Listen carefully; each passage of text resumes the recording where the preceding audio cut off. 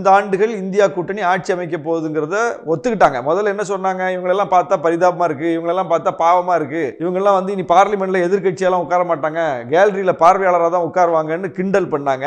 அந்த கிண்டல் பண்ண பிஜேபி, அந்த கிண்டல் பண்ண மோடி, நக்கல் அடிச்ச அமித்ஷா இன்னைக்கு என்ன பேசுறாங்கன்னா, இந்தியா கூட்டணி ஆட்சி அமைக்க போகுது, ஆட்சி அமைச்சா ஸ்டாலின் ஒரு வருஷம் பிரதமர், மம்தா ஒரு வருஷம் பிரதமரா இருப்பாங்க, இப்படி இவங்க எல்லாம் ஒவ்வொரு வருஷமா இருப்பாங்க, கடைசியில காங்கிரஸ் ஒரு வருஷம் இருக்கும் அப்படின்னு சொல்றாங்க. நல்லதுதான். ஒரு தேசிய கட்சியின் பிடியிலிருந்து இந்தியா வந்து அந்த விடுபட்டு மாநில கட்சிகளினுடைய அந்த பங்கேற்போடு ஒரு ஆட்சி அமையணுங்கிறது தானே நம்ம கனவே. மாநில கட்சிகளினுடைய அத்தனை நல்ல விஷயங்களையும் கோரிக்கைகளையும் ஏற்றுக்கிட்டு தானே இன்னைக்கு காங்கிரசினுடைய தேர்தல் அறிக்கை வெளிப்பட்டிருக்கு. அப்ப மாநில உணர்வுகளை உள்வாங்கக்கூடிய ஒரு இடத்தில் காங்கிரஸ் இருக்கு, மாநில கட்சிகளுக்கு பகிர்ந்து கொடுத்து விட்டு தன்னை சுருக்கிக் கொள்கிற இடத்துல காங்கிரஸ் இருக்குங்கிறத இன்னைக்கு மோடியை ஒப்புக்கொண்டார்ல.